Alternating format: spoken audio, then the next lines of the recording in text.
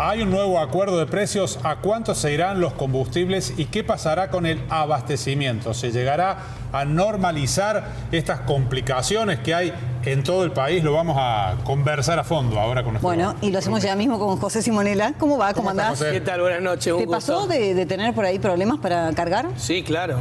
Hace del jueves pasado que ando andando un poco en el auto para tratar... Sí, sí. Claro, cargando para tratar de... Bueno, ¿y qué puede llegar a pasar? Está metido también en la campaña, ¿no? Porque lo están usando los dos candidatos que quedaron y particularmente Massa para hablar de extorsión y de todo lo demás.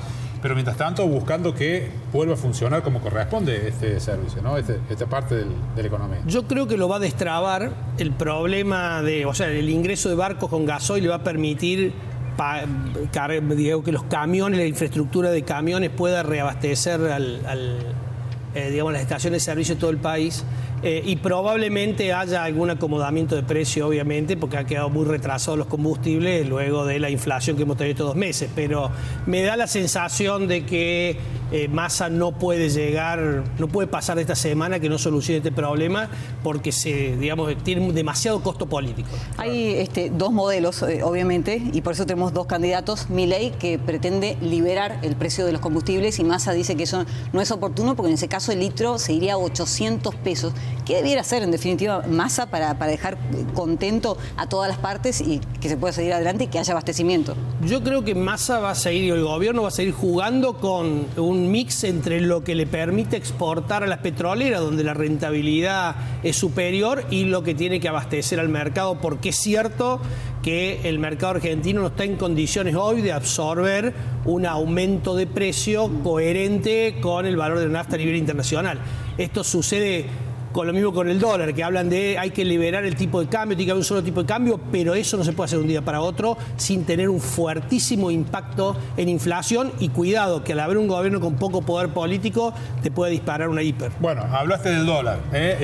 Uno de los datos de estos días es la manera en que está bajando la cotización de la moneda norteamericana. Hoy podemos ver los números con los que ha cerrado otra jornada con descenso. Fíjense el dólar blue, que llegó a estar, recordemos, más de 1.100 pesos por allí. 1.100. El blue, llegamos a hablar hace pocos días, está en 920, bajó 50 pesos y mantiene hasta ahora un 15% de suba mensual.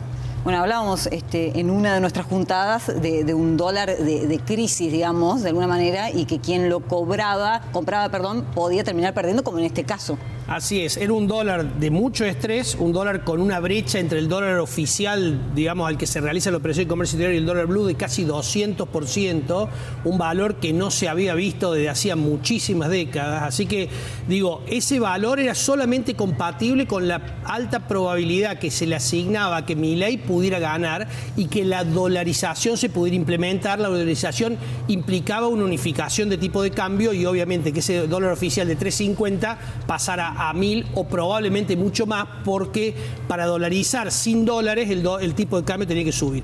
Ese era el miedo, por eso los argentinos, tanto personas físicas como instituciones, dolarizaron excesivamente su cartera, y luego del resultado de las generales, donde Massa le saca 7 puntos, ese temor a la dolarización cede, disminuye, y a partir de ahí obviamente esta brecha no es compatible con un gobierno que, si bien va a ajustar el tipo de cambio oficial, lo va a hacer de una manera más gradual. José, último minutito para hablar de un nuevo pago al Fondo Monetario Internacional, ¿no? Y reservas que están el nivel más bajo en los últimos 17 años. Así es. Hoy a la tarde se le pagó al Fondo Monetario Internacional los 2.600 millones de dólares que habían vencido en 3 oportunidades en octubre, digamos, utilizando una posibilidad que te dice el fondo, que podés juntar los 3 pagos y pagarlo antes que termine el mes.